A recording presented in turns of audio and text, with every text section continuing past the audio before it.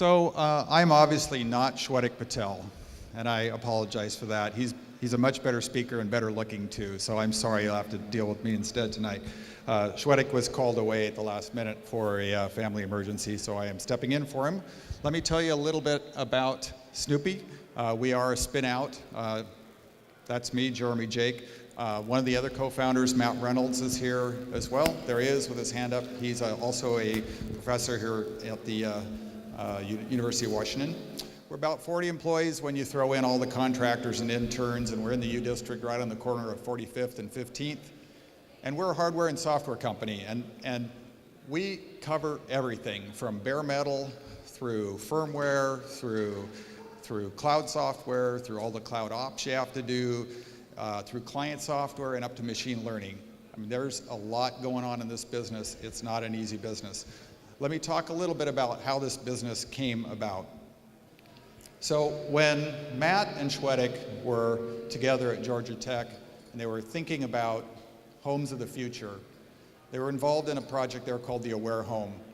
And they realized that one of the biggest problems with homes of the future would be that you're going to have a lot of sensors, and a lot of those sensors are going to be wireless, and they're all going to have batteries.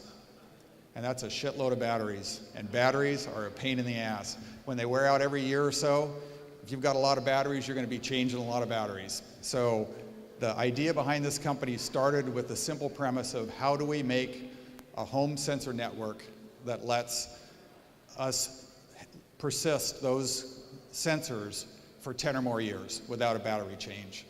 And so they went back to the drawing board and started thinking about what could we use in the home to dramatically reduce the power consumption required by sensors. And they came up with the electrical wiring in a house. Realized that you've got a great antenna embedded throughout your house. Why not use it? Let the sensors transmit a very short distance. And for those of you who are a little bit on the geeky side and know how these things work, if you've got to transmit all the way back to a base station, that takes a lot of power because the power required goes up to the square of the distance. But if you're only transmitting a few feet to the nearest wall, it doesn't take a lot of power. So you can dial down the power requirement on the radio, the transmitter, and get a lot longer life out of your battery. So where's Vanna? Oh, okay. So our first product, we had to come up with something to do with this technology. A home sensor network is a fairly ubiquitous idea. So we came up with Wally Home. We decided we're going to go after the homeowner market, and we're going to go after the #1 preventable cause of damage to homes, which is water leaks. So we developed Wally Home. It detects water. This is what our receiver looks like. Plugs into a power line.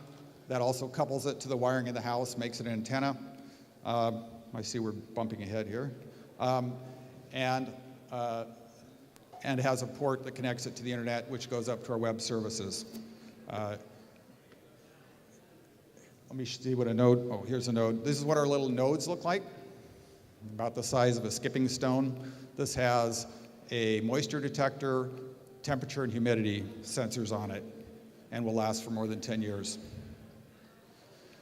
More importantly than the hardware, though, is what this hardware enables, which is the analytics that we can do in the cloud. The value that we're going to deliver over the long haul really comes more from the machine learning we can do on the data we collect and the kinds of insights that we can give people into the health of their home. Most simply, the way I think about it is, if we have a lot of data collected from a variety of different sensor types, not just moisture, temperature, and humidity, but maybe noise and light and open, close, and things like that, motion, we know what's normal. And if we know what's normal, then we know when things aren't normal, and we can tell you. So that's the vision for what this company can do. We're already out in the market. We've been selling for a couple of months. We're already protecting homes. There's some of our sensors in action, detected a few leaks already. We even detected one mold growing condition. So the measure of success in any product that I've ever been involved in is how imaginative are your users? How broadly do they use the technology you provide beyond what you thought they would do with it? So I've got a couple of other users here that indicate to me that the uses for this technology are endless. This is Shwedek's daughter, Maya. This is how Shwedek knows when Maya's awake. When she picks up a sensor and sticks it in his mouth and he gets an alert. So that's worked out pretty well for him. It's also a good, she's fascinated by these things, which of course makes Shwedek and his wife Julie, who's also a computer scientist, very happy that their kid is more attracted to sensors than plush toys. But it's also a great amusement tool for little kids. So this is the possibilities with the technology are endless. If you want to know more, come and talk to us. Thanks very much. Oh, questions? Anybody have questions? Yes. So I have one, so thank you very much. It was great. What's your next step? What's your next product? So next products, next steps, next products. So there's two things that are happening. We're creating different kinds of sensors that do different sorts of measurements. And we're working on algorithms in the cloud to do different kinds of inferences based on the data we're collecting. So new services that we can provide as well. Yes, sir.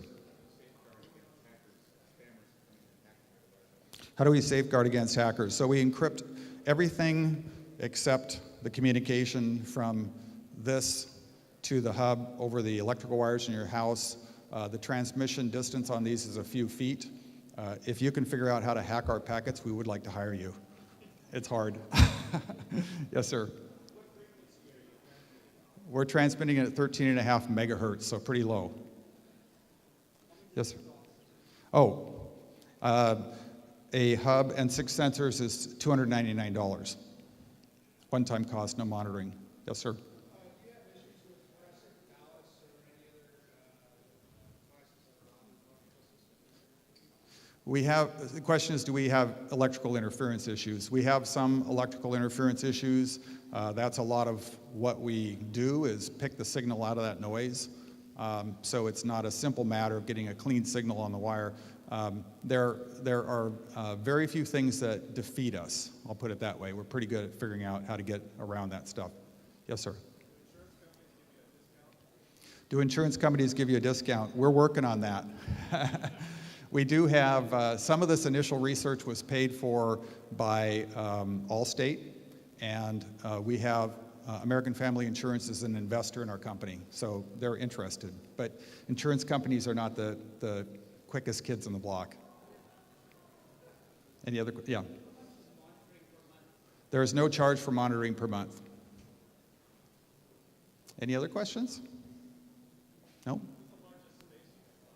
What's the largest space you can monitor? Do you mean the area that a single sensor covers, or how large can the house be? So the sensors have, these sensors, and we will build others, but these sensors to detect moisture use conductive, so direct connection. I mean, the water puddle has to hit it, and then they sample temperature and humidity from an area. So typically, if you take a half a dozen of these and stick them in the places where you've got water-using appliances connecting to your house, you've covered 80% of the likely places you're going to leak, because houses leak where plumbing connects to tubing that goes to appliances. That's just the way it is. Any other questions, or should I stop? Does it pick up CO? This one does not do CO. What's the warranty? These are warranted for 10 years, and the hub is warranted for a year. We're not crazy. The sensors are a lot cheaper than the hub, let's put it that way. I'm sorry, No, they are not mesh. They're all one-way communication from the sensor to the hub.